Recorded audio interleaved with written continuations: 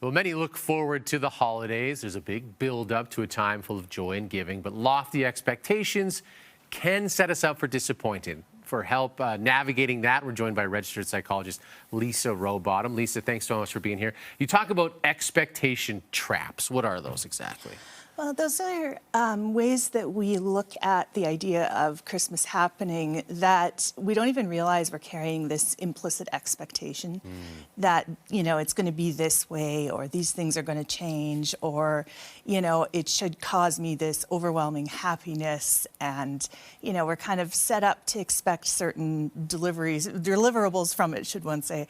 And it puts us in a really precarious position in terms of running into disappointment. It is tricky because it's marketed this way. We're hit at all sides about how it's a wonderful time of the year, everything's so special. So what can people do to sort of manage expectations?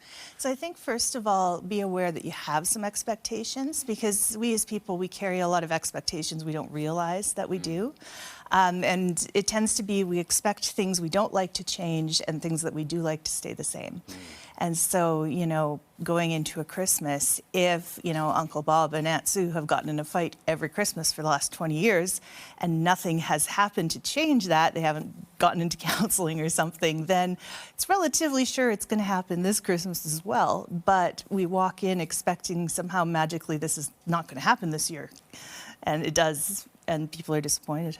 And is there any advice for in these situations, because you can start to feel it kind of bubble up on you as expectations are not being met? Do you have any ways to sort of calm yourself and get yourself out of that space?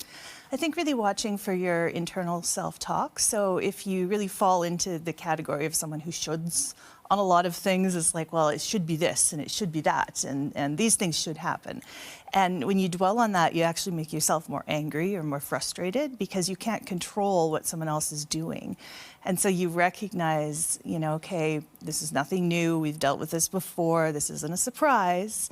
And, we can manage this. We've done it every year for the last however many years. It'll be okay. Is there internal reflection as well, or is there a benefit to thinking, what is expected of me during the holidays? Yes, absolutely. And depending on the person you are, sometimes it's a matter of assessing, is what is expected of me realistic? So, a lot of people who are responsible for planning the holidays or taking on hosting for the first year, they expect a lot out of themselves to the point where often they create so much stress around the holidays that they don't enjoy any of it because, well, this isn't happening and that should be happening and I couldn't make it happen. And, we forget the most important part of it, which is, you're together with all of your relatives, all of your families or your loved ones. And the idea is just to enjoy being together. It's not to have the perfect Christmas cookies or, the fact that the garland's crooked or, so it's, I think, identifying a lot of those internally as well. That is good advice. As always, Lisa, we appreciate you being here. Thank you very much, and happy holidays. You too.